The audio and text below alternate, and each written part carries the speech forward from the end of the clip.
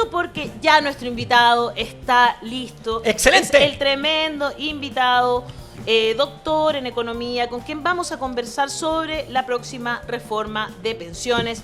Me refiero al tremendo András Uthoff, quien está a través del Zoom. ¿Cómo está? Bienvenido, András, a La Voz de los que Sobran. Hola, buenos días. Muchas gracias por la entrevista.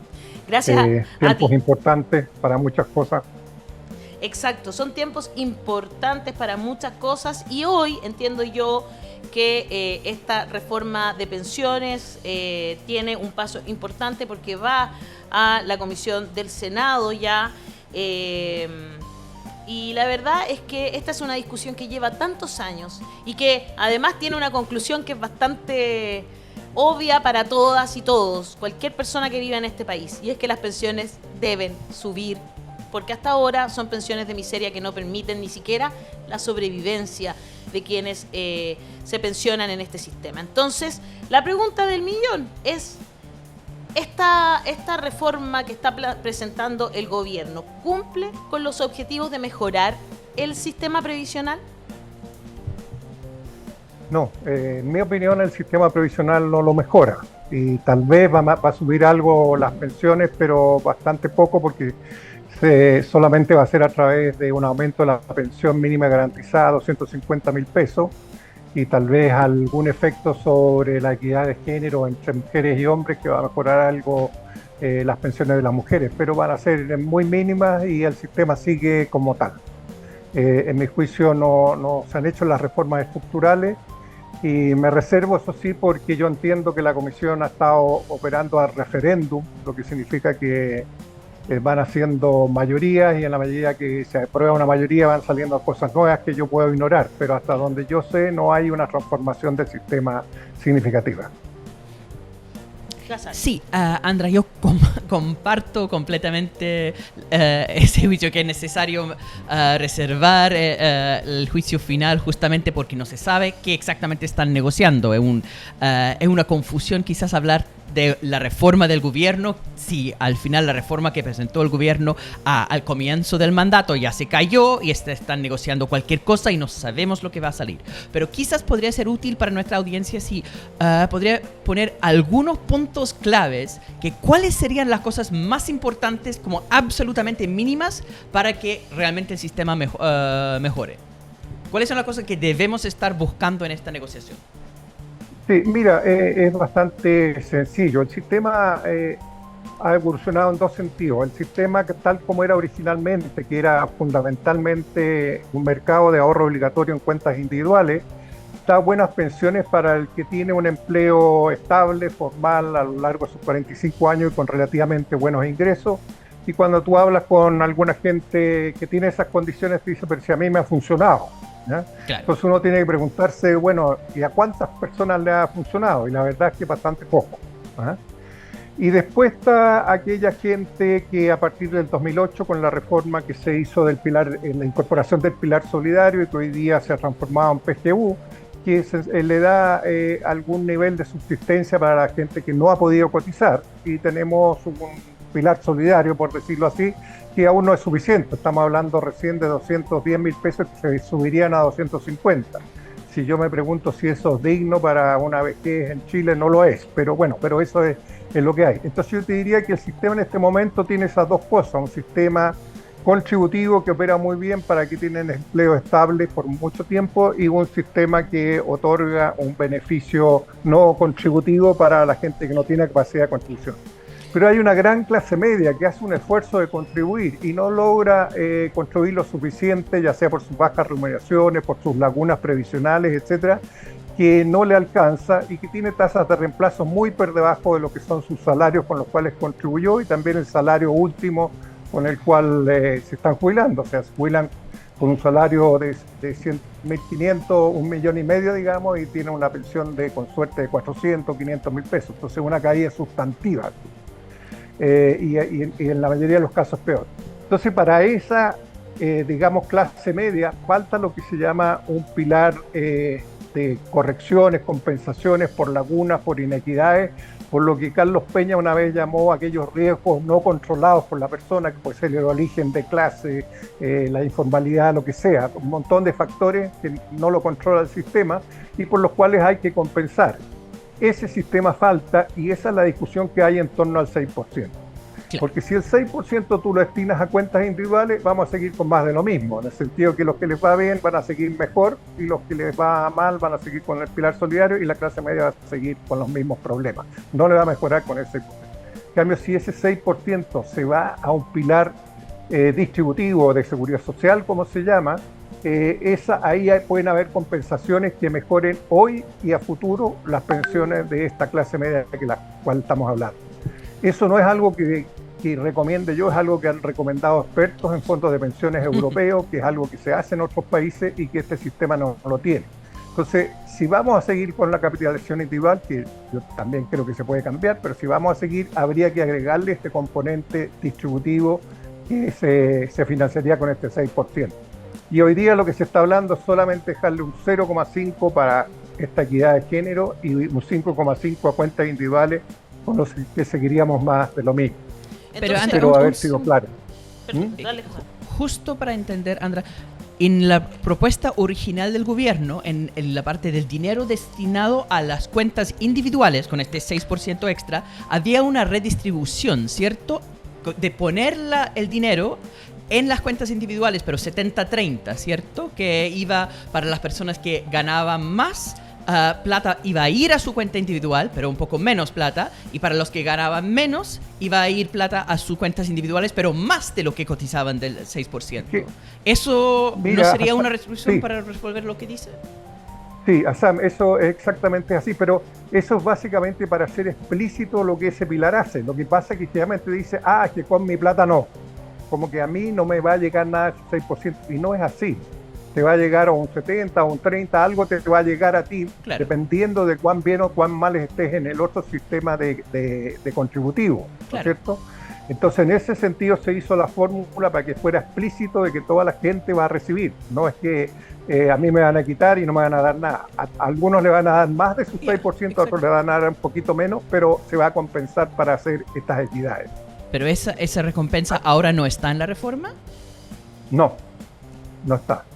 No hay 6%, acuérdate, el 6% se va a las cuentas individuales, esa es la discusión que hay, por lo menos hasta donde, yo tenía entendido está la que discusión. Eso yo leí es que no hay claridad, es justamente lo que están conversando ellos, porque lo que yo tenía entendido es que todavía no se ha caído la idea de cuando la plata se va a las cuentas individuales, esa extra se va a redistribuir antes. Eso me dice que... Bueno, si es así, fantástico. Por eso yo estoy reacio a poner juicios, porque a mí me han dicho distintas cosas, distintos metidos en la negociación. Y eso no es porque nadie esté mintiendo, sino porque la negociación va cambiando cada 5 minutos. Y si eso... Si fuera así, Hassan, sería bastante mejor. Pero eso, a ver, explíquenos un poco a quienes no somos tan entendidos como ustedes, porque creo que no nos quedó tan claro. Hoy día... por favor, Ando, sí. Perdón, hoy día tu 10% es tuyo y te rascas con tus propias uñas, como se dice. Exacto. ¿Cierto? Ese es para ti, claro, y nadie te lo toca y lo único que se invierte y supones que te lo están invirtiendo bien y te lo van a dar en términos de un ahorro al final de tu vida activa y ya sea puedes comprar una renta vitalicia o hacer retiro programado. Claro. ¿Cierto? Claro. Ahora hay un 6% adicional, del cual le van a quitar uno, pero hablemos de 6. Si ese 6 va a cuenta individual en esa misma forma, que es lo que yo planteé en mi exposición, que me está corrigiendo Hassan, si es así, va a seguir siendo lo mismo, o sea, va a ser para ti, para un 6% más, y para que al que le va mejor, le va a ir mejor, y al que le va peor, mejor. Pero si no hay un componente distributivo, ya sea como lo plantea Hassan, o como lo puedo haber planteado yo en otra forma, eso no sirve de mucho. Va a ser más de lo mismo, va a mejorar mucho las pensiones de los que ya están buenas, pero no de esta clase media que tiene problemas con sus densidades de cotización. Ahora, no sé si queda claro. Entonces ahí pero como dices tú, como hemos hablado con Hassan, yo no estoy en el comité, se está legislando al referéndum, claro, entonces esto yo no sé en qué va. Perdón. Pero eso es más fácil como que para nosotros que no somos tan conocedores de cómo funciona el sistema, porque es bien enredado igual, convengamos que es parte justamente del problema que tienen la AFP, es que todos lo hacen Sí. bien enredado para que uno entienda poco también. Sí, es súper ¿no? intencional. Exacto, Nivel de es confusión claramente acá. intencional. Como que todos estábamos centrados en ese 6% y cuánto porcentaje iba a ir, ¿no es cierto?, a lo que en algún momento se le llamó solidaridad. ¿Es distinto que la redistribución? Sí. Y esa es la pregunta, porque eso es lo que yo creo que a nosotros nos cuesta más entender. ¿Me explico? Como que O sea, uno el dice propósito- el 5-5 versus el propósito 0-5. El propósito es el mismo, cuando ellos hablan de compensar, de distribuir o de solidaridad, es tener un criterio con el cual yo le voy a asignar parte, ese 6% más a uno que a otro para mejorar sus pensiones. Claro. Pero van a mejorárselas a todos, no solo a un grupo. Y ahí entonces la pregunta es si ese 5-5, si se mantiene como entendemos que la derecha quiere aceptarlo, que serían 0-5 versus 5-5. Y sí. En ese sentido, la AFP se seguirían fortaleciendo entonces, ¿o me equivoco, András? Total. O sea, pero aquí está la interpretación que hace Hassan. Si efectivamente hay un componente distributivo en eso, ya es mejor. Pero si no, seguimos exactamente igual que lo antes y las AFP siguen fortaleciendo. El tema de las AFP se abordaba también con otra reforma que no es del 6%, que era con lo que llamábamos la separación de funciones. ¿Ah? Que era decirles, mire, ustedes se consideran buenos gestores financieros, entonces hagan gestión financiera, pero dejen la recaudación, ¿no es cierto?, la administración de cuentas, el pago de pensiones a un ente centralizado que aproveche la economía de escala y baje las comisiones, no como ustedes que no las han bajado. ¿Ah? Y en ese sentido, ese era otro tema que tampoco ha sido aceptado, obviamente, por las AFP, porque significa transformarlas radicalmente en gestores financieros. Algunos Claro. lo aprueban, otros no, ¿ya? Pero ese era otro componente. la Y ese administración tampoco sé puede en ser qué, estatal en qué va a incluso, quedar. ¿no? La administración La podría ser licitación- estatal la y licit- a eso ellos encuentran que es terrible. ¿Tú cómo consideras eso, András? Que exista también un administrador Perdón. estatal. Perdón, Que ¿cuál es la existiera, pregunta? si existiera un administrador estatal, que eso como Sí. que escandaliza mucho a la derecha. Es como, no debería existir un administrador estatal porque el Estado es mal administrador, Claro. bla, bla, bla, bla, bla. Ese es su argumento, porque lo escuché este fin de semana en algunos debates que se hicieron en televisión. ¿A usted qué le parece que exista también un administrador estatal de los dineros de las pensiones? Es decir, es que no lo llames estatal, llámelo un administrador centralizado con participación tripartita, puede ser el Estado con los trabajadores y los empleadores. La cosa es que no sean las AFP, que actualmente como industrias que ganan utilidades están administrando y las economías de escala, en vez de traspasarlas a comisiones, se las ganan ellos, digamos, ¿ah? Y ganan más utilidades. En cambio, una entidad de este tipo, ya sea estatal o tripartita o como queramos definirla para que pueda ser aprobada políticamente, es una entidad centralizada y que va a tener conceptos más de seguridad social, de preocuparse de los intereses de todos los trabajadores y no solo de algunos, y de tratar de bajar las comisiones, el costo que tiene administrar las cuentas, recaudar y todas estas cosas que hacen actualmente las administradoras con un cobro excesivo. András, Entonces esa es la idea. sí, András, lo quiero llevar a un tema un poquito más político, si usted me permite, ¿no? Perfecto. Sí, porque aquí hay un tema de como más general y uno más particular. Y usted me corrige, por favor. El sistema de cajas que todavía persiste, se supone que iba a ir desapareciendo, ¿cierto? Obviamente, porque la gente iba a ir muriendo, ¿cierto? La caja de empleados públicos, bueno, había más de 15 cajas en su momento, centralizado hoy día en el ISP, pero todavía queda mucho ahí que repartir, ¿no? Porque hay mucha gente, aunque uno no lo crea, que vive, porque ahora todos viven un poco más.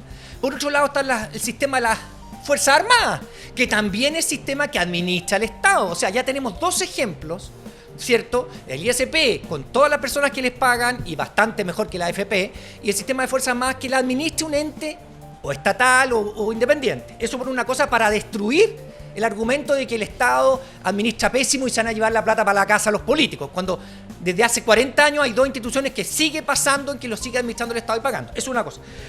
Quiero que me lo comente si usted lo tiene bien. Y lo segundo es su opinión. Esto debería, tal como están mostrando hoy día, cerrarse la puerta y esperar un tiempo más para que se pueda conversar realmente un sistema solidario, distributivo, compensatorio, o vale la pena igual? O sea, ¿abrimos la ventana y entramos o aceptamos lo que hay? La discusión que puso el PC sobre la mesa, que a mí me parece una gran discusión y fueron los únicos valientes de ponerlo sobre la mesa.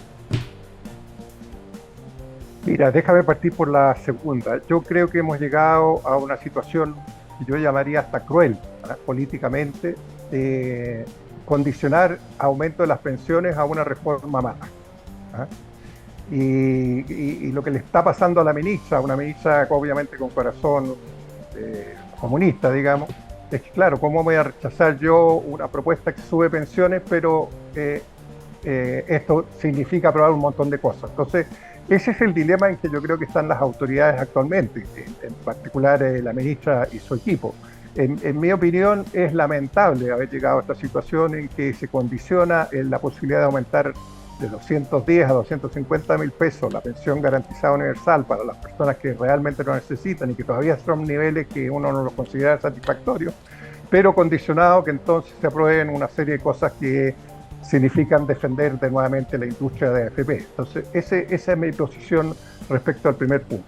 El segundo es bastante más complicado de analizar, porque efectivamente el Estado está pagando lo que se llama el déficit operacional de las cajas de previsión antigua, que es aquellos que siguen como jubilados o pensionados del sistema antiguo y que sin cotizaciones se les paga la pensión que les corresponde. ¿Eso qué significa? Que se está pagando con impuestos generales, ¿cierto? Entonces, si esto se hiciera para todos, sin cotizaciones, ¿no es cierto?, significaría que el Estado tendría que tener muchos recursos, muchos impuestos generales para pagarlo y habría que preguntarse dónde los saca, ¿cierto? Y hoy día uno de los elementos que está sobre la mesa es que no se le aprobó la reforma tributaria al gobierno y se está actuando sobre esa base. Lo mismo con las Fuerzas Armadas. Las Fuerzas Armadas son, si bien ellos cotizan parte de su salario, es una parte muy mínima que financia las pensiones y el resto lo financia el Estado porque se considera que es un bien, la defensa es un bien meritorio, digamos. Entonces está el tema fiscal y si tú dices, bueno, entonces destinemos cotizaciones de nuevo a pagar el tema de público, entras a la discusión del reparto y el tema demográfico. Y lo que tú estás viendo en los países europeos es que para resolver el tema demográfico lo que hacen es cuentas nocionales, que lo que van haciendo es ajustando un poco los valores de los parámetros para que calce el equilibrio financiero entre ingresos y gastos. Que también en algún momento puede significar que tienes que jubilarte más tarde o con una pensión más baja o con una cotización más alta, que es la misma discusión que tenemos ahora. Entonces yo te diría que es un tema, efectivamente se están pagando mejores pensiones por lo que llamamos el sistema público, tanto por el déficit operacional como las Fuerzas Armadas, pero eso requiere financiamiento de impuestos generales de todos nosotros y si se hiciera para todas las comunidades sin cotizaciones sería un monto que no lo podríamos pagar y con cotizaciones entramos al debate del sistema de reparto. Sí, yo no estaba insistiendo en que se haga, lo decía por la parte administrativa, porque en el fondo uno habla con un político de derecha y dice, esto es plata para los políticos, van a pescar esa plata y van a usarla en cualquier cosa, la acusación es lo que pasó en Argentina en teoría, ¿no? Entonces, lo que digo es, esa acusación de mala administración del Estado de las platas de pensiones es mentira, porque en las Fuerzas Armadas se administra y la de las cajas también la administra el Estado y no se roban la plata. Déjame decirte una cosa más, aquí la pensión garantizada universal, y quienes la reciben y cómo la reciben, la administra en gran parte el INP, el Instituto de Normalización Previsional, y lo hace con una excelencia que ha sido felicitado, ganado premios todos los años. Entonces, esa cosa de que el Estado es malo hay que matizarlo bastante. Cosa de ver FONASA versus la ISAPRE nomás. Sí. Oiga, Moche Valdoy se dice, perdón, los únicos que ganan son los dueños de las AFPs. Blanca Gloria Castroviejo dice, ese 6% aún no existe. Y obviamente aquí no solo se resiste la AFP, también los empresarios que tendrán que poner ese 6%. Marcelo Cartagena dice, el IPS es la solución, pero la clase política en su conjunto no quiere favorecer a los jubilados, solo defender el mercado. Son opiniones de nuestro público. András, sé que usted tiene poco tiempo, pero para cerrar, dentro de las soluciones que se han visto, o sea, si la reforma no tuviese ese pilar contributivo del que está hablando Hassan, que es anterior, ¿verdad? Entonces, ¿vale la pena hacer una reforma? Y a lo mejor tienen razón los que dicen que mejor no seguir con una reforma si va a quedar mala y quizás solo preocuparse de aumentar la PGU, para que es la solución para hoy, digamos, para los actuales Mira, pensionados. el tema es esa situación cruel que planteé yo en que han llevado acorralado al gobierno. Exacto. Respecto a que obviamente las pensiones son malas, hay formas de mejorar las pensiones con la PGU y con algunas alternativas, pero la derecha se descuelga básicamente, les aprobamos todo eso, pero yo veo, por lo que he visto hasta ahora, como te digo, tenemos cierta información que no la disponemos todavía, como me hizo ver a Sam, pero si significa mantener el sistema como está, yo sería partidario de hacer lo imposible porque eso no pasa. Sí. ¿Quieres decir algo, No, Hassan? somos rehenes de un grupo de senadores de derecha en el Senado, como que están diciendo sí, no.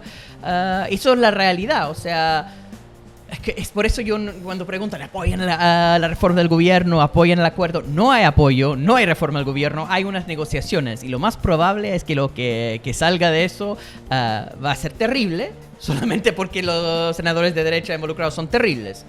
Pero yo creo que lo más importante, lo único que podemos hacer acá es poner muy claro cuáles son los límites. Los mínimos, claro. Los mínimo. Ahí yo estoy de acuerdo. Para mí, lo de 70-30 dentro de la cuenta individual salva, aunque solamente el 0,5 de redistribución intergeneracional, si el 5,5 dentro de eso que se va a cuentas individuales se redistribuye, eso es como mínimo para resolver el tema. Pero dicen que no a eso, junto con decir no a la inversora pública. Entonces eso no es reforma, ¿no? Claro, eso es un no. y separar la administración No, de los inversiones y por lo tanto No lo van a intentar hacer, empezar la eso sí destrucción no lo del van a sistema de aceptar. AFP. Eso parece que no lo van a aceptar. Nunca lo van a aceptar porque el negocio de la AFP es ese. Claro, Pero no entonces, sé si eso... ¿no se quería decir algo, Andrés, también sobre eso? No, básicamente que ese es el dilema. Estamos en un cacho 22, nos tienen prisioneros, en un debate, pero que ellos tienen el sartén bajo la manga y no hay que dejar que frían los huevos como ellos quieren. Qué buena por ponerlo analogía así. final. Que no nos quiebren los huevos al final. No, porque mira, lo que pasa es que una vez que tú haces una reforma, después hay que esperar 40 años y yo te aseguro que si es como yo la planteé o ojalá con la mejora que hizo Sam, vamos en 40 años más estar discutiendo lo mismo.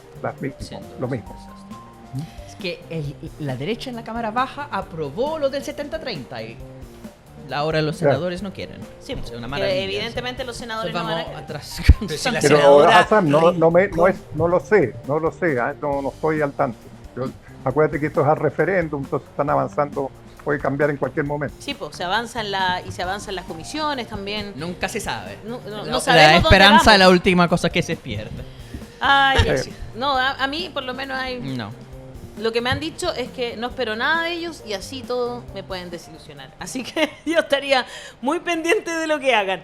András Utov, doctor en economía, esta mañana aquí en La Voz de los que Sobran. Muchas gracias por estar con nosotros. No, gracias a usted y lo felicito por el programa una vez más. Gracias. Muchas gracias. András, un abrazo. Que no te engañen. Suscríbete a nuestro canal de YouTube y no te pierdas un análisis crítico de la contingencia. Haz clic en este enlace y súmate a la comunidad de La Voz de los que Sobran.